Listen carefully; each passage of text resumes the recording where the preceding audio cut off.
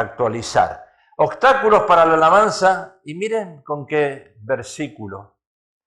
Con el Salmo 115. Los muertos, no mire a nadie, los muertos no alaban al Señor, ni ninguno de los que desciendes al silencio. Salmo 115, 17. Los muertos no alaban al Señor. Yo me acuerdo que en la iglesia donde nacimos y estuvimos allí liderando por 10 años, la pastora y mi persona, no levantábamos las manos, no danzábamos, no cantábamos con gozo y alegría, muchos himnos, y no es que estén mal los himnos, pero realmente cuando Dios lo mueve a un espíritu diferente, se da cuenta la diferencia.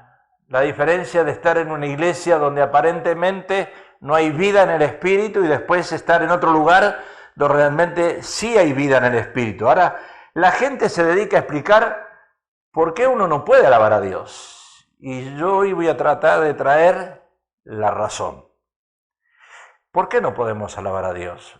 Usted me dirá, pero porque hoy es viernes, llego cansado del trabajo, llego desanimado.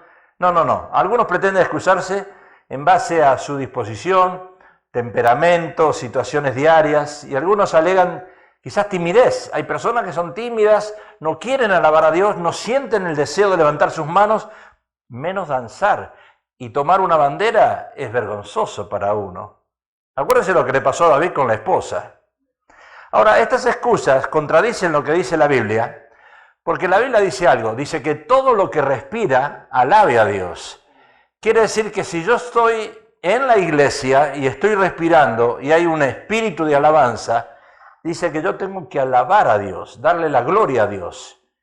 Es cuestión de empezar una vez, usted dirá, yo levanto las manos, la primera vez que levanta las manos va a sentir algo diferente. La primera vez que toma una bandera va a sentir algo diferente. La primera vez que empieza a cantar y a gritar gloria a Dios va a sentir algo diferente. ¿Por qué? Porque Dios formó al ser humano del barro, pero al soplar su espíritu le dio aliento de vida. Y ese aliento de vida tiene que expresarse.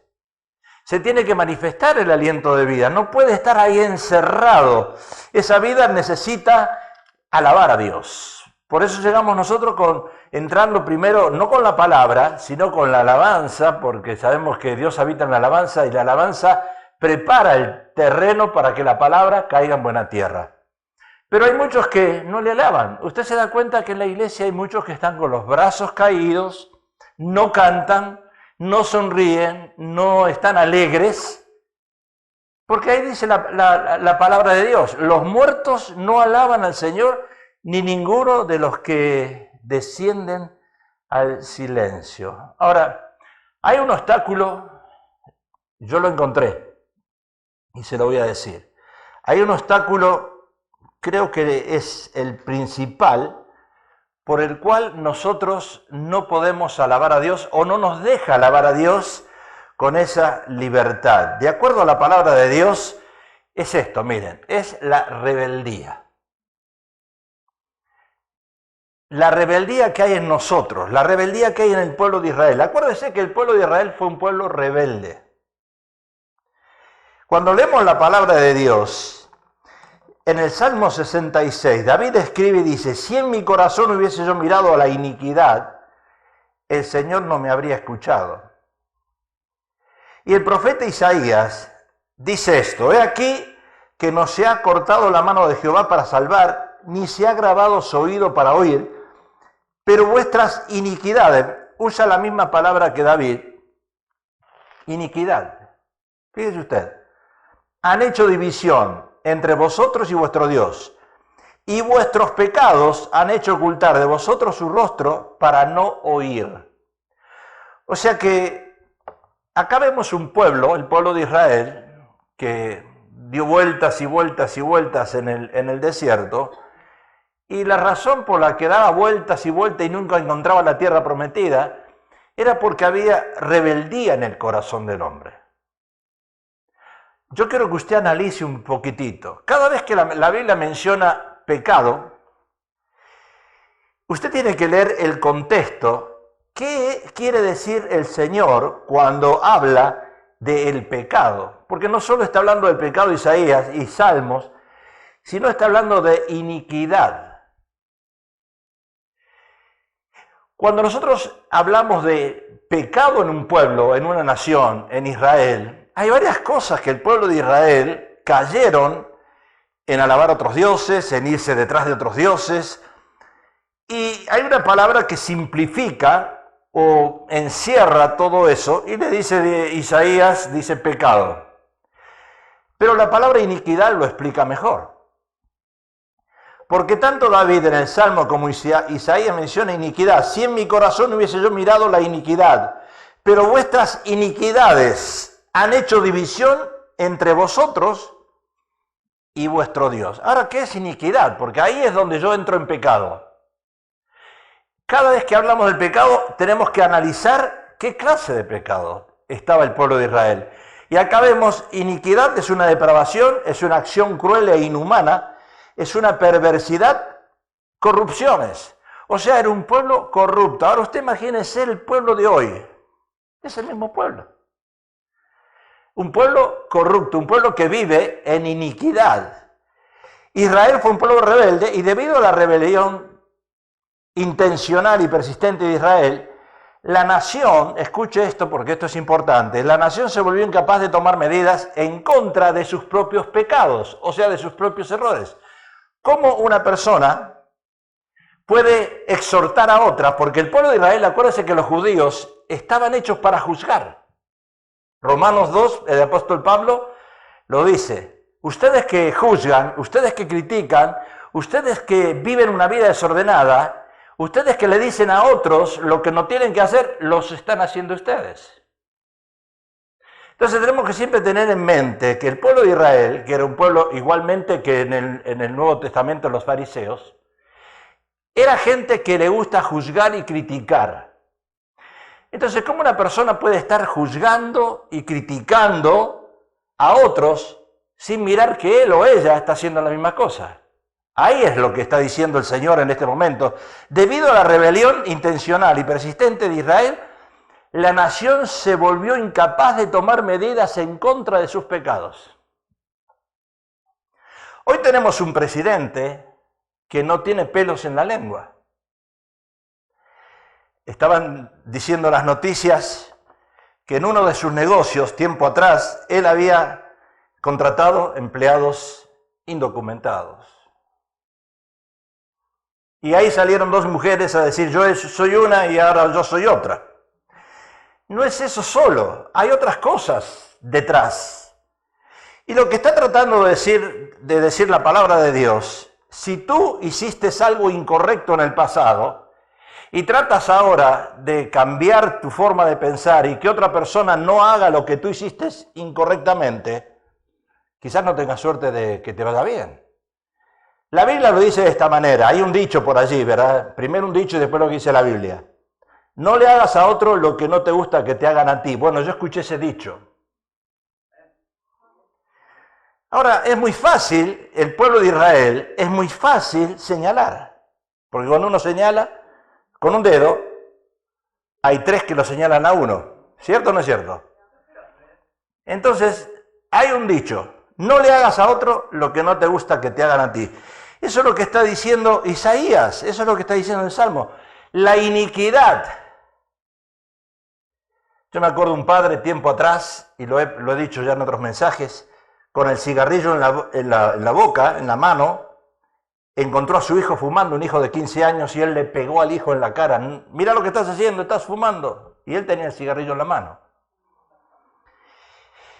Pero nosotros tenemos la tendencia esa, tenemos la tendencia de ser como el pueblo de Israel, juzgadores. Nos gusta juzgar y nos gusta mirar los errores de otros. ¿Acaso usted se miró en el espejo y se dijo alguna vez, uy, qué malo que soy? La verdad que las cosas que yo digo o que hago, qué malo. ¿Y se pegó usted? ¿Se pegó a usted mismo? Se agarró un bate de béisbol y dijo, ¡ay, soy malo! Ahora, la Biblia lo dice de esta manera. El dicho es una cosa y la Biblia es otra.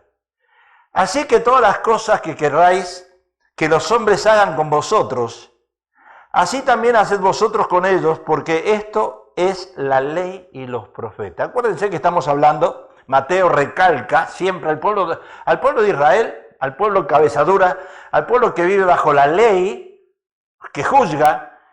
Hay que remarcarle siempre el contexto de la ley y de los profetas, y eso es lo que hace Mateo. Así que todas las cosas que queréis que los hombres hagan con vosotros, así también haced vosotros con ellos. No decimos amén porque no nos está gustando, ¿verdad? La rebeldía que había en el pueblo de Israel no le permitía a otro redarguirle de los errores que cometían.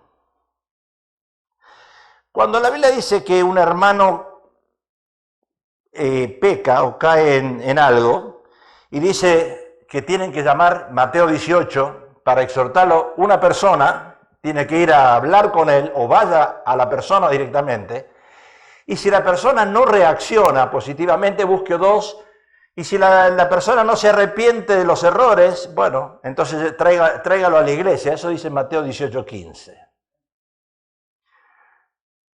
Ahora usted se ha puesto a pensar por qué nosotros, o algunos, a lo mejor no ustedes, pero hoy faltaron los que dicen eso. Son los que quieren exhortar a alguien y les dice, el pastor dijo que te diga esto. La pastora me dijo que te diga esto.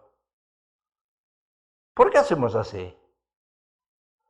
¿Por qué no tenemos la cara nosotros de decirle, hermano, hermana, mira, lo que estás haciendo es incorrecto? ¿Por qué tenemos que mencionar el pastor dice, o el pastor dijo, o la pastora dijo, y no decimos nosotros? ¡Ey! No pueden correr los niños ahí porque puede ocurrir un accidente si corren los niños, ¿verdad? O cualquier cosa.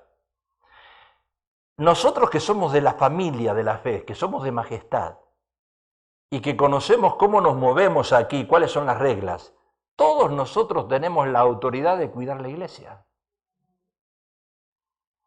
Usted no tiene necesidad, si ve algo incorrecto, de ir a la persona y decirle, dijo el pastor, esto. Bueno, eso es lo que trata de decir la palabra. Cuando usamos ese contexto, es que no tenemos nosotros mismos la valentía, o no nos sentimos nosotros limpios. Acuérdese que el que esté sin pecado que tire la primera piedra, de ir a llamarle la atención a una persona. La rebeldía que había en el pueblo de Israel no le permitía redarguir a otros de sus errores. ¿Cómo le vas a decir a otro que su casa es sucia, está llena de mugre? Mira tu casa, cuando la tuya está peor. ¿Le puedes ir a llamar la atención a alguien que es una persona sucia cuando la tuya está peor? ¿Verdad que no? ¿Cómo vamos a exhortar a alguien diciéndole algo correcto cuando nosotros estamos viviendo en lo incorrecto? Eso es lo que está tratando de decir la Biblia. ¿Cómo le vas a decir a alguien que te trate bien cuando tú lo tratas peor o la tratas peor? ¿Cómo le vas a llamar la atención a tus hijos de cosas que no hacen bien cuando ellos te ven a ti haciendo cosas peores?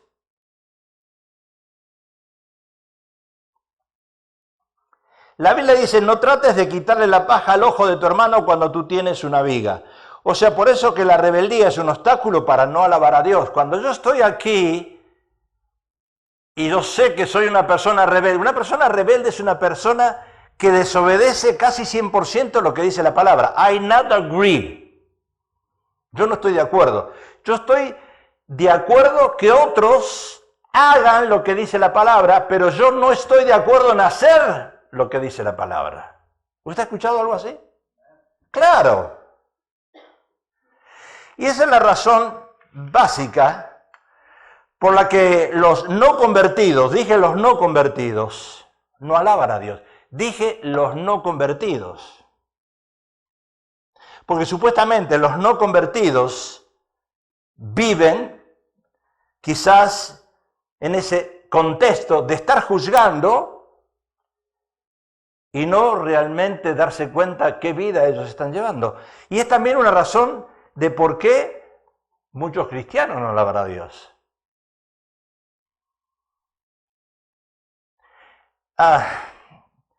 David dijo, si en mi corazón hubiese yo mirado a la iniquidad, ¿por qué Dios no contesta las oraciones? Yo estaba pensando, ¿por qué Dios no contesta? ¿Usted se preocupa que Dios conteste las oraciones? Yo antes me preocupaba, ahora ya no me preocupo más. Pero ¿por qué Dios no contesta las oraciones? Una de las razones es la rebeldía que hay en nuestros corazones. Acuérdese que si usted erra en una de las cosas que dice la palabra, o peca en una de las cosas, contraria a lo que dice la palabra, es como si está pecando en todas.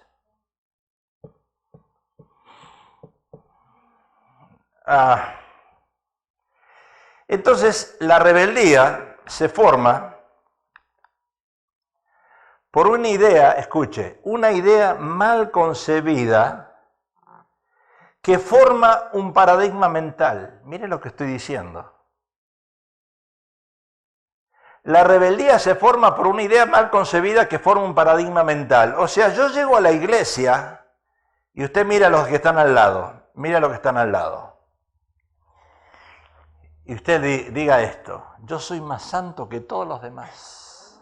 Diga, mira qué diablos que me rodean. ¿Sabe que nosotros estuvimos 10 años en una iglesia? 10 años, nos nombraron diáconos y todos, mal nombrados, porque era muy pronto, pero nos enseñaron a mirar a otros y a hacernos sentir a nosotros más santos que los demás.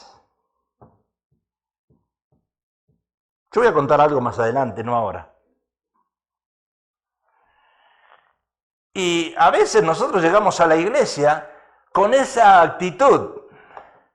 ¿Usted se imagina al rey David desnudándose y alabando a Dios delante de la multitud, danzando, y la esposa avergonzada? Ahora la pregunta es, ¿David no había hecho cosas malas? Claro. Claro que la había hecho. La reconoció. Él mismo la reconoció. O sea que una persona rebelde, de acuerdo a lo que dice Isaías 1:15, Dios dice, voy a ocultar mis ojos, no te voy a escuchar.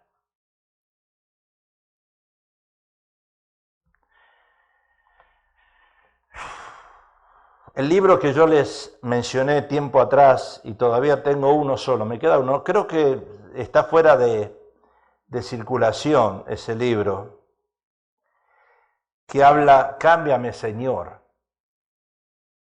Habla de una pastora que luchó mucho tiempo en tratar ella de ver cómo cambiaba al esposo, y hasta que Dios le mencionó y le mostró que la que tenía que cambiar era ella.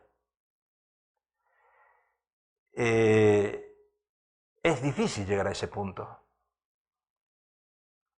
Porque una persona rebelde es esa persona que bloquea su mente. Escuche porque esto es importante. Bloquea su mente y forma paradigmas. Paradigmas son ideas preconcebidas. ¿Cuáles son las ideas preconcebidas? ¿Cuáles son?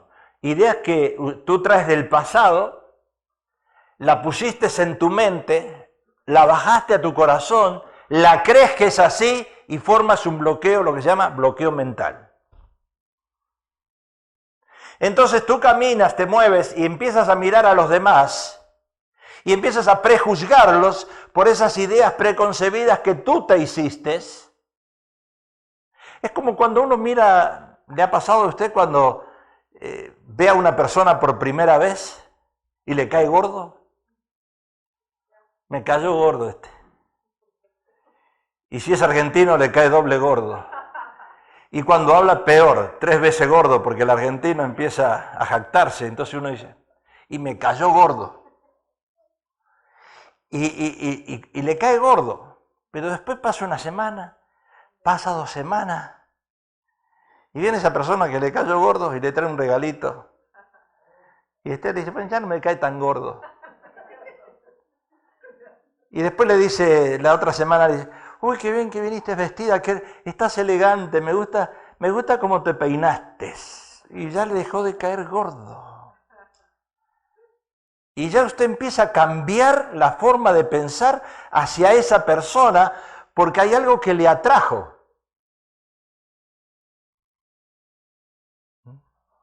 Bueno, esa persona rebelde que bloquea su mente y forma paradigmas mentales y persiste en creer en lo que cree y dice, esto que yo creo es lo correcto. Ahora, escuche, cuando una persona cree que lo que yo creo es lo correcto, empieza a rechazar lo que Dios cree.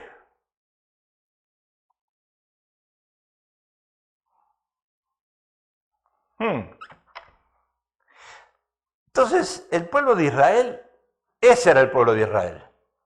Ese era el pueblo de Israel. La rebeldía en nuestro corazón cerrará el oído de Dios y va a cortar toda comunicación con Él. Lo dice la palabra, lo que hemos leído ahí. Bien claro.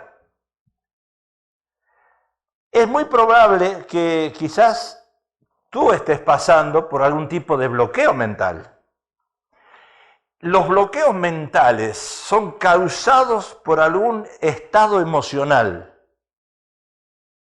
La muerte de un familiar, la pérdida de un hijo, el no dejarme pasar la frontera, por no dejarme cruzar, le tomé odio al presidente. Y acá lo tengo. Nunca lo voy a perdonar. ¿Ha escuchado usted eso decir? ¿Nunca te voy a perdonar? Ahora, es muy probable que uno esté sufriendo un tipo de bloqueo mental, de tipo emocional, que es una sensación incómoda. Uno se siente incómoda. ¿Cómo uno va a venir a alabar a Dios? Es un obstáculo. Cuando uno se siente incómodo, que cree que lo que está pensando, hoy yo quisiera cambiar al mundo. ¿Usted cree que Trump no quisiera cambiar al mundo? En primer lugar, no lo puede cambiar al mundo porque él es rico, mucho dinero tiene. ¿Cómo va a cambiar al mundo? Pero todos nosotros, mira el que está al lado. Mira tú a tu hijo. ¿Verdad que lo quisieras cambiar? ¿Sí? No cambiar por otro.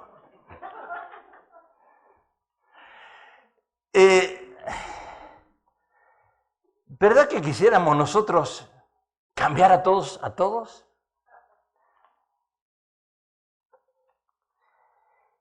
A veces cuando me junto con mis hijos me frustro porque trato de darles algunas sugerencias o ideas y veo que no resulta. Entonces uno siente una sensación particularmente incómoda en la cual no logras coordinar las ideas o uno se siente atrapado dentro de ese círculo emocional y ese bloqueo mental que yo me hice. ¿Usted le gusta el cine? ¿Sí? ¿Qué pasa cuando usted entra al cine y empieza a ver una película y usted se va haciendo la idea de que esa película va a terminar como usted cree que va a terminar y termina mal? No se casaron. Él y ella, para mí, se tenían que haber casado. No, está mal como terminó. Vaya a buscar al director, al productor, dígaselo. Usted, si lo hubiese hecho usted, el productor, la terminaba de otra manera. Se frustró, entró al cine, fue a ver una película, parecía que iba a ser buena y salió peor que como entró. Bueno, así pasa con nosotros cuando nosotros nos frustramos.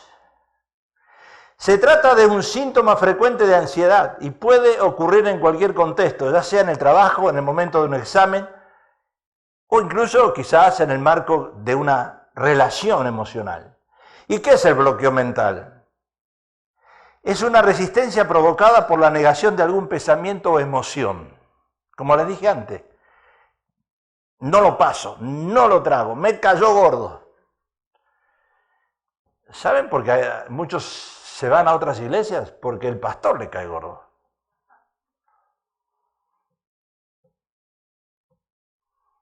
¿Usted no cree eso?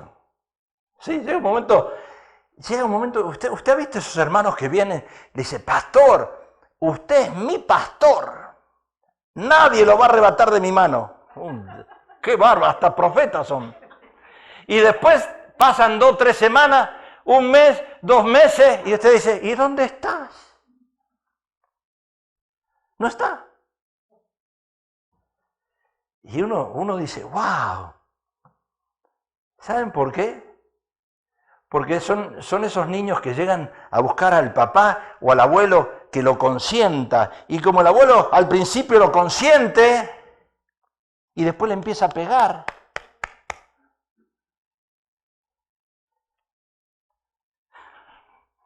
Por tanto, es una especie, ese bloqueo mental, es una especie de mecanismo de defensa que se pone en marcha en nuestro cerebro automáticamente cuando nuestra mente quiere mantener alejadas aquellas ideas o sentimientos que pueden perturbarnos. En paz me acostaré, en paz me levantaré. Y se levanta la mañana, no en paz. ¿Le pasa eso o no le pasa? Y cuando se levanta la mañana y mira a su derecha o a su izquierda y dice, yo pensé que ya no estabas y todavía sigues al lado mío.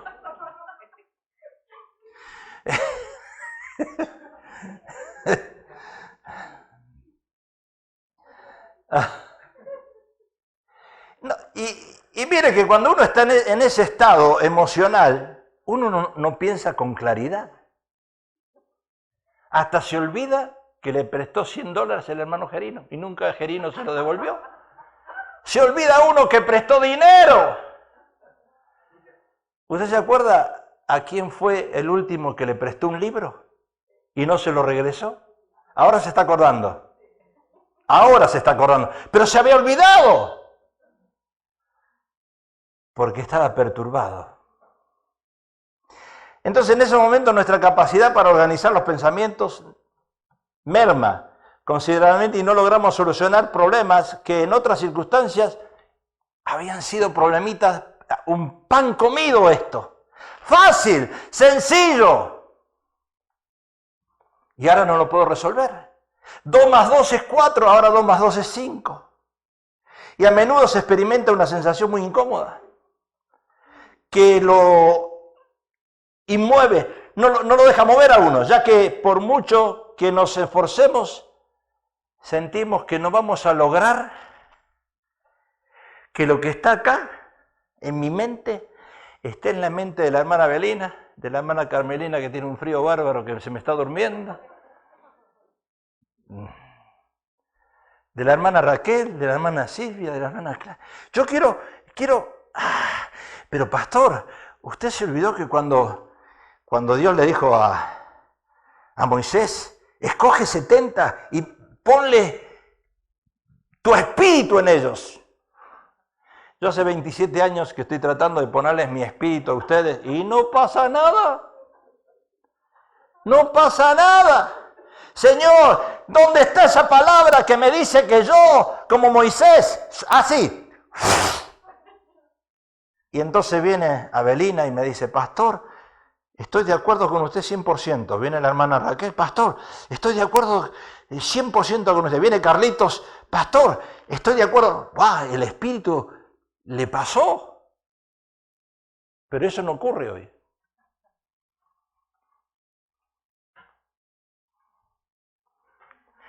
Y ese bloqueo mental suele venir acompañado con un bloqueo emocional. Y entonces se convierte en un obstáculo. Yo no puedo alabar a Dios. No puedo alabar a Dios. Porque me impide avanzar. Suele venir acompañado con ese bloqueo emocional y me impide avanzar. Y generalmente emociones negativas. cuando vienen esas emociones negativas de miedo, de tristeza, de soledad, de impotencia y más de culpa. Acuérdense que el único que te culpa es el diablo. Dios no te culpa. Por eso Isaías dice, voy a ocultar mis ojos, no voy a escuchar. ¿Qué había entonces el pueblo de Israel que le impedía alabar? Dijimos, ¿verdad? La rebeldía. Pero había otra cosa más en el pueblo de Israel. Había egoísmo. ¿Usted cree que el judío, que es pueblo escogido por Dios, el judío se cree que ellos son los únicos buenos, los únicos santos? Somos el pueblo de Dios y todavía nosotros lo cantamos, somos el pueblo de Dios, ¿verdad? Porque así se cree el judío. Usted vaya a Israel, vaya al Muro de los Lamentos y va a ver, no hay un judío que no sea orgulloso. Vaya atravesando la Vía Dolorosa, que hay todos comercios por todos lados, y va a ver el orgullo que tiene el judío. Y el egoísmo. Ellos piensan que ellos son the best. Ahora digo una cosa, usted también piensa lo mismo. Pedid y recibid, dice Santiago, porque pedís mal para gastar en vuestros deleites. El pueblo de Israel, porque era el pueblo de Dios, discriminaba a las otras creencias religiosas. Hoy me asustó la hermana Belina cuando entró con un velo. Y yo dije, hermana, te equivocaste, iglesia, es enfrente. Entró sin velo, sin pintura, en pantalones. Y digo, ay Señor, se equivocó de iglesia. No, en pantalones no.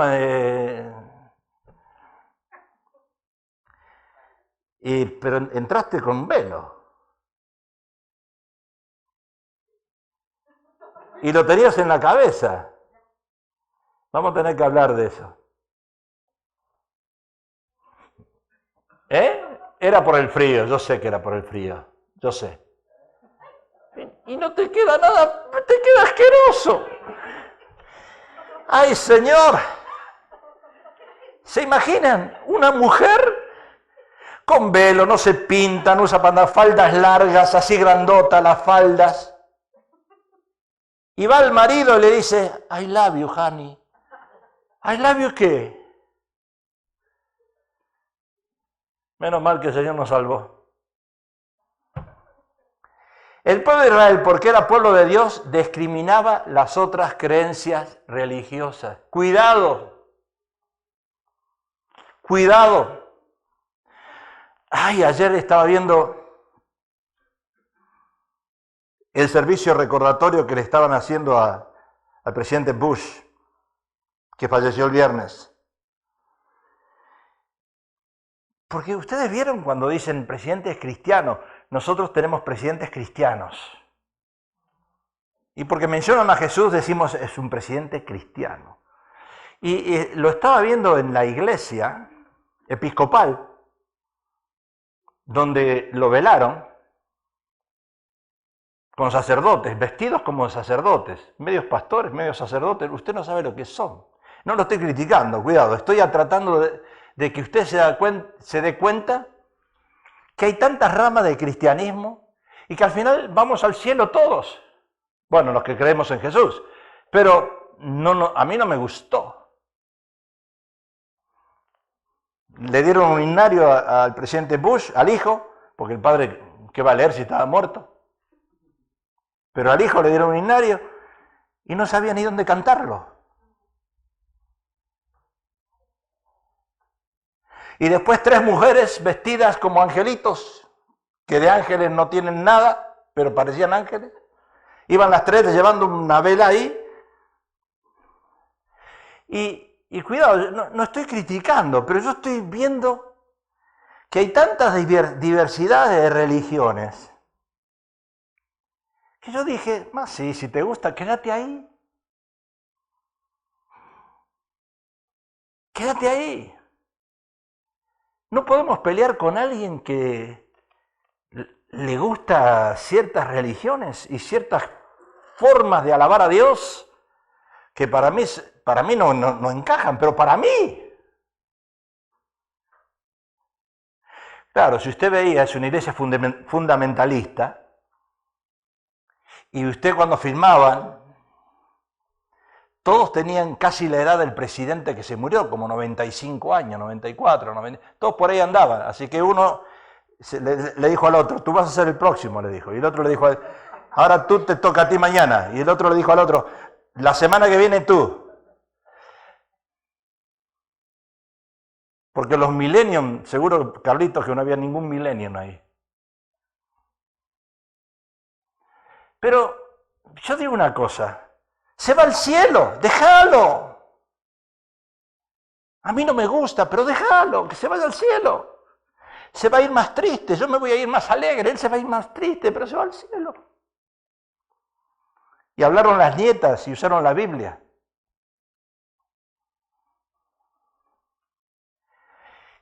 No sé si me está entendiendo donde yo quiero llegar. En ese bloqueo mental que yo digo, la iglesia cuadrangular, Majestad, es la única, la perfecta, la mejor. No. No es así. Ahí es donde viene el problema de los paradigmas. Ahí es cuando yo me formo no solo un paradigma, sino empiezo a idolatrar a los pastores, empiezo a idolatrar la alabanza, empiezo a idolatrar lo que se hace en esa iglesia. Ay, no, como en mi iglesia no hay. Y ese es un problema, cuidado. Y entonces yo quiero cambiar, vengo a esta iglesia Majestad, y no, yo antes iba a la iglesia bautista, Jesús me ama. Y en la iglesia bautista me enseñaron que yo tengo que no danzar. Y vengo Majestad y están danzando. Y voy entonces a los hermanos a decirle, hermanos, no se puede danzar. ¿Está entendiendo o no? ¿O no? ¿O tengo que soplar de espíritus para que le entre? Si quiere soplo. O sea que el pueblo de Israel discriminaba a las otras creencias religiosas. Creencias religiosas. Señor, te pido que cambies a mi esposa, que cambies a mi esposo, que lo hagas realmente que piense como yo pienso. ¿Y quién te dijo que estás pensando bien? Una frase de mi hijo que me la hizo recordar y que la primera vez que me lo dijo, lo medité. ¿Vieron que hay frases que alguien te dice y tú dices, wow? El right or wrong. ¿Quién tiene la razón? Y hay un programa de televisión que se llama así, ¿quién tiene la razón?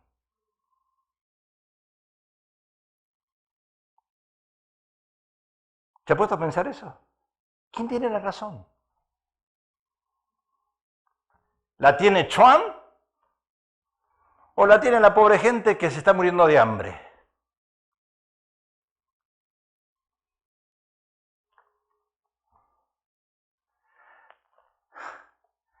Es seria la cosa. Yo podría pensarme y analizarme, porque si yo tengo un bloqueo mental y yo tengo un paradigma emocional, que si la persona no hace lo que yo quiero que haga es incorrecto, no voy a poder alabar a Dios con libertad. Le voy a contar un testimonio. Nosotros tuvimos 10 años en la primera iglesia. En Grace Community Church. No se levantaba la mano. Yo ayudaba en un coro que hicimos ahí, tuvimos un coro. Se cantaban himnos, teníamos himnario. Cuando uno no conoce otra cosa, le gusta lo que tiene. Por eso en ese sentido es bueno acceder a esas personas que dicen, yo tengo este carro, me gusta, pero cuando me compré este otro, este me gusta más. Y ahora que me compré este otro nuevo, ¡qué bárbaro! A veces en los cambios empieza uno a apreciar ciertas cosas diferentes. Y cuando estábamos en esa iglesia, pensábamos que era la mejor. Un día nos invitaron a una iglesia pentecostal. Usted hágase un picture en la mente que nosotros, la pastora, mi persona, el pastor y la esposa, nos invitan a una iglesia pentecostal porque predicaba el pastor, creo. De nosotros, a una iglesia pentecostal. Los durmió a todos, pero no importa. Pero yo no sabía nada lo que era dormir a todos. En aquel tiempo estaba Blanquita, Blanchard se llamaba, ¿no? Blanchard, pero no me acuerdo si era Blanca, algo así.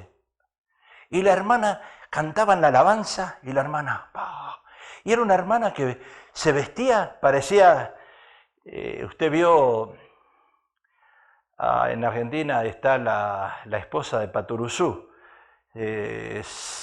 más o menos una media indiecita, peinada así, usted la veía. Y ella alababa a Dios y aplaudía fuera de tiempo.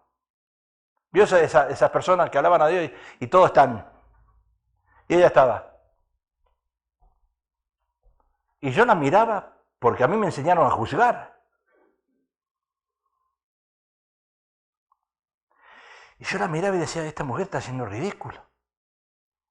Después invitaron a un grupo que se habían convertido y les hicieron dar testimonio. Y el Señor empezó a tocar mi corazón. Y yo creo que el de la pastora también. Y empecé a ver a esa gente diferente. Yo dije, wow. La primera cosa, qué humildes que son. Cómo aman a Dios.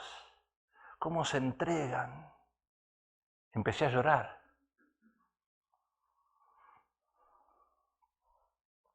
Es que Dios estaba preparando ya nuestro futuro. Ya nos estaba preparando para cambiarnos, bautizarnos en el Espíritu y movernos de iglesia. Porque estábamos viendo la sinceridad que había en la gente.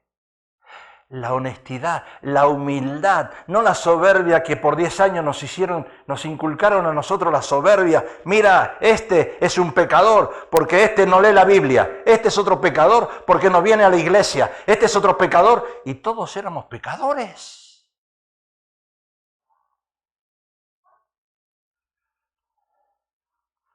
Y cuando yo empecé a ver a esa gente, empecé a llorar.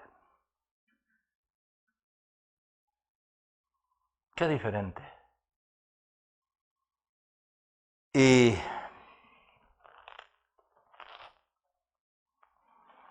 ¿saben? Así es el pueblo de Israel, el pueblo judío. Así nos ven a nosotros. Y los católicos igual nos ven a nosotros. Hermanos apartados, sobrinos, ni primos somos de ellos.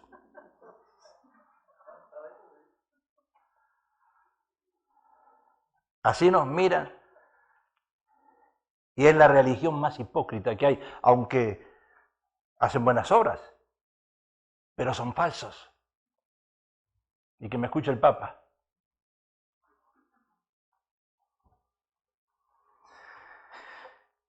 Tenemos que examinarnos a nosotros mismos y asegurarnos de que nuestras oraciones no sean motivadas por oraciones egoístas, de pensar solamente en mi religión. Dice Efesios que el Señor va a venir a buscar una iglesia sin mancha y sin arruga. No va a venir a buscar a majestad, ni tampoco a la iglesia de cristal, que ya no existe. Si descubrimos que el egoísmo es un factor, entonces tenemos que confesarlos y apartarnos. Había otra cosa más en el pueblo de Dios que les impedía alabar a Dios, y era la duda. Dice la palabra, pero pida con fe, no dudando nada, porque el que duda es semejante a la onda del mar, que es arrastrada por el viento y echada de una parte a otra, dice Santiago. Escucha, porque esto me lo puso Dios esta mañana. Y es para mí.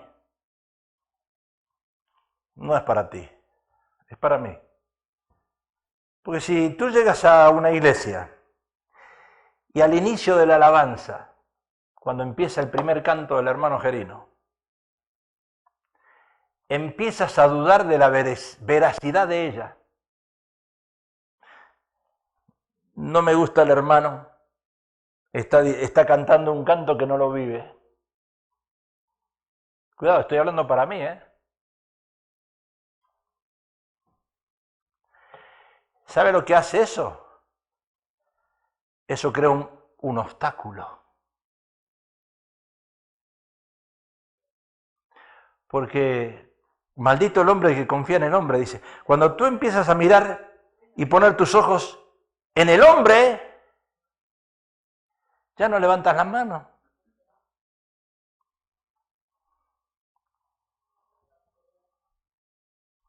No, pero seguro que el hermano a la esposa la debe tratar mal.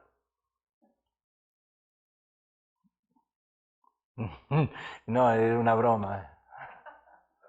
Porque se rió, digo, a ver si todavía le dije justo lo que tenía que decirle, pero bueno. Y entonces eso hace que bloquee mi mente. Y yo no voy a dar. Oh, él va a ministrar. Yo no la voy. Yo no adoro. Yo no agarro las banderas.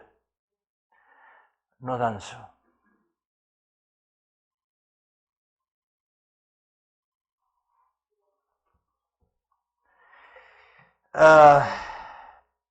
Pasará lo mismo, me imagino. ¿Quién predica el domingo, el pastor o la pastora? Porque algunos son de Barcelona y otros de Real Madrid. Y uno dice, ay, ahora predica el pastor. Hoy se enteraron que predicaba yo y faltaron todos, mire. No vino nadie. Solo Felipe, que te estás aguantando mi mensaje. Entonces todos dudamos y cuando lo hacemos debemos recordar lo que dijo Jesús en Marcos. Señor, yo creo, ayuda a mi incredulidad. ¿Se acuerdan el pasaje? Israel fue tan incrédulo que 10 de sus espías, Dios los mandó 12, y 10 dijeron, ahí en Majestad hay muchos gigantes. ¿Sabe? Varios matrimonios se fueron de la iglesia tiempo atrás porque dijeron, ahí en Majestad se pide mucho dinero. Yo me acuerdo de eso.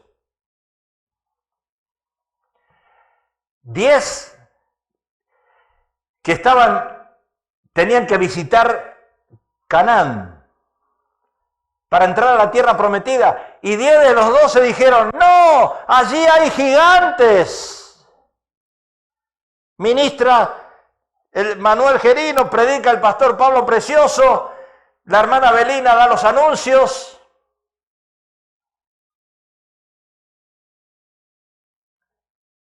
Y 2 solamente veían lo opuesto. Esa es la tierra que fluye leche y miel. ¿Qué crees que porque Dios te trajo aquí? ¿Qué crees que porque Dios nos trajo aquí? Y lo cantamos.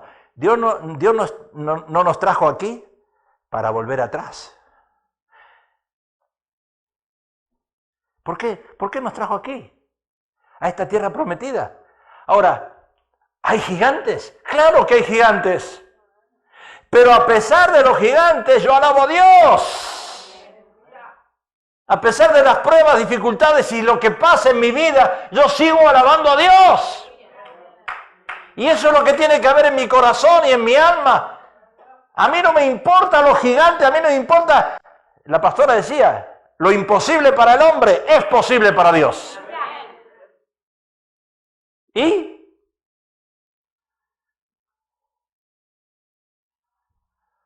O sea que la incredulidad o desconfianza te empieza a alejar de la verdadera adoración.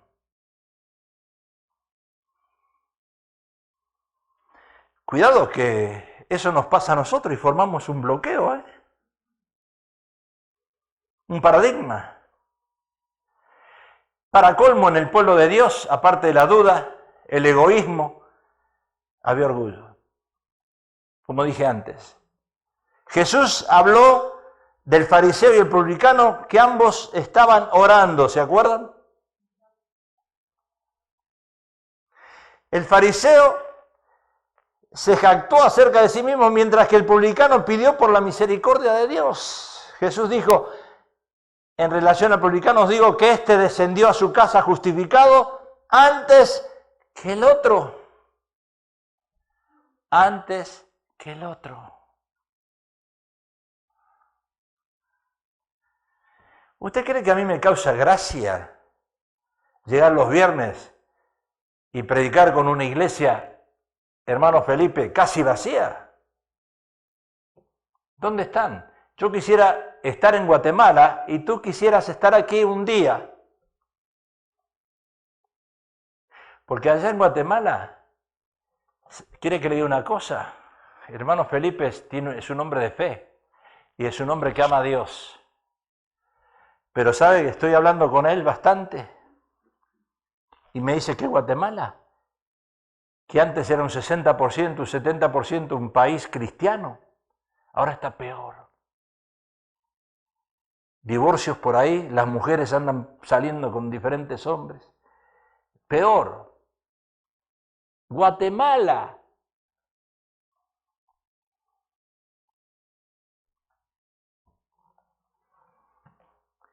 Cuando uno deja que el orgullo lo tome, le pasó a David que tuvo que romper con ese orgullo. Las banderas tendrían que estar desde el primer canto. Las banderas las tendrían que tomar hombres y mujeres que realmente sientan cómo se alaba a Dios. Pero no tiene que ir el pastor y decir, toma la bandera. Danzar tendríamos que estar todos danzando. Pero ¿por qué no lo hacemos? ¿Por qué no lo hacemos? Porque depende cómo llegué a la iglesia. En ese estado emocional que yo estoy, ¿voy a alabar a Dios o no lo voy a alabar? Dios, hoy tú no mereces ser alabado. Yo no te voy a alabar. Usted, 10 años, los primeros 10 años de cristianos, una vez más, cuando yo escuchaba de ahí decir un aleluya, me caía mal. Porque hay personas, y eso dicho de paso, hay cristianos que dicen cosas inapropiadamente en un momento inadecuado. Y entonces por ahí usted dice aleluya cuando yo estoy diciendo te reprendo Satanás o el diablo, lo que sea, aleluya. Pero ¿sabe una cosa? Ahora yo no estoy escuchando aleluya de ustedes. Y eso me preocupa. Porque les estoy leyendo la mente. El orgullo no te deja decir aleluya. El problema que tienes aquí, mental, no te deja decir aleluya. Estás en otra. You are in different page. Estás en diferentes páginas. Porque el orgullo te hace mirar a hermanos y los ves inferiores. Y todos tenemos orgullo. Y acuérdese que después del orgullo viene la caída.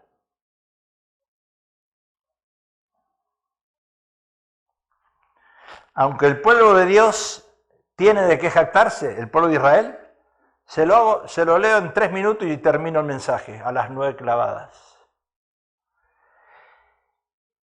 El pueblo de Dios, el pueblo de Israel, no es orgulloso porque está fingiendo ser orgulloso. Es realmente el pueblo de Dios. El desierto lo hizo florecer, los judíos. Cuando una gran cantidad de judíos comenzó a retornar a la tierra de Israel, alrededor del 1880, su objetivo era hacer florecer el desierto. Usted va a Israel y va a ciertos lugares, usted va a ver verde, flores en un desierto. 1869, el valle de Jezreel, en el norte de Israel, hoy es un centro agrícola, con pueblos pintorescos. El rescate de sitios sagrados que los judíos hicieron. Si no fuera por Israel, algunos de los sitios judíos más importantes no existirían. Entre 1948 y 1967, cuando Jordania controlaba la parte oriental de Jerusalén, les prohibieron la entrada a los judíos y arrasaron el antiguo barrio judío. Destruyeron 34 sinagogas y utilizaron las ruinas para arrojar allí basura, animales muertos y pila de estiércol. Y también profanaron el cementerio judío en el Monte de los Olivos, destrozaron decenas de miles de lápidas judías y los utilizaron como material de construcción y quemaron miles de libros judíos y rollos de la Torá. Sitios religiosos abiertos para todo el mundo. Cualquiera puede rezar en los sitios religiosos de Israel. Son famosos mundialmente. Por eso es un centro turístico, es un lugar turístico. Refugiados judíos. El día que se declaró la independencia, el 14 de mayo de 1948, Israel contaba con 806.000 habitantes. Miles de desesperados sobrevivientes del Holocausto esperaban poder llegar al Estado judío. Y muy pronto los países árabes expulsaron a más de 850.000 judíos. Las familias de muchos de ellos habían vivido en esos países durante miles de años. En un año, al absorber a estos refugiados desesperados, la población de Israel llegó a 1.174.000, más del doble. Libertad religiosa y protección a las minorías. Todo esto es en Israel. La ley israelí garantiza la protección de la libertad de conciencia, fe, religión y culto, sin importar la afiliación religiosa del individuo. Nosotros hemos ido a Israel. En un mismo lugar, 3 diferentes religiones. Un paraíso culinario. La palabra clave para muchos gourmet es local. Los ingredientes locales son más frescos y tienen mejor sabor. Israel produce el 95% de sus alimentos y es el sueño de un amante de la comida, con vegetales frescos, vibrantes, ingredientes mediterráneos como limones, aceitunas, que aparecen en forma regular en las mesas israelí. La tecnología, una nación de compañías start-up. Israel emergió con uno de los principales jugadores en el partido de la alta tecnología y actualmente cuenta con una de las mayores concentraciones en el mundo del startups. Las compañías extranjeras abrieron en Israel centros de investigación y desarrollo para aprovechar el talento local. Alrededor de 300 centros de investigación emplean aproximadamente 60.000 programadores, diseñadores e ingenieros israelíes. La dinámica escena de alta tecnología israelí emplea alrededor de 300.000 personas en un país que tiene apenas 8.6 millones de habitantes. Y puedo seguir leyendo acá. Todo lo que Israel está haciendo. Mire, los derechos de las mujeres. Fue el primer país en prohibir las modelos de bajo peso en el 2013. Las publicaciones israelíes también tienen prohibido por la ley alterar digitalmente las imágenes femeninas para que parezcan más delgadas. Y hay un montón de cosas que los hace orgullosos a ellos. Pero a pesar de ser una nación que gana galardones, no la justifica eso delante de Dios. No la justifica.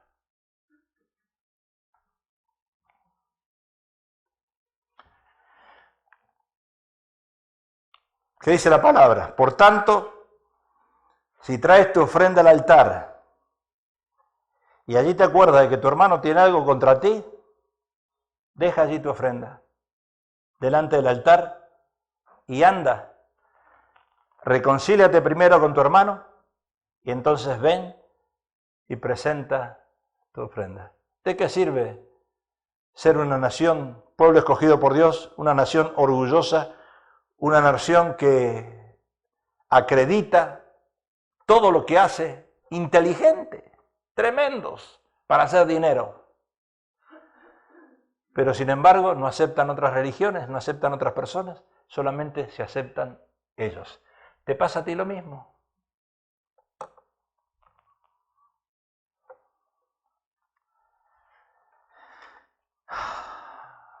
Los muertos, termino con el texto que iniciamos. Ven, hermano, ven, ayúdame a cantar algo. Los muertos no alaban al Señor, ni ninguno de los que descienden al silencio. Ahora, dile al que está al lado tuyo, dile esto. ¿Qué flores quieres que te lleve para tu funeral? Dile.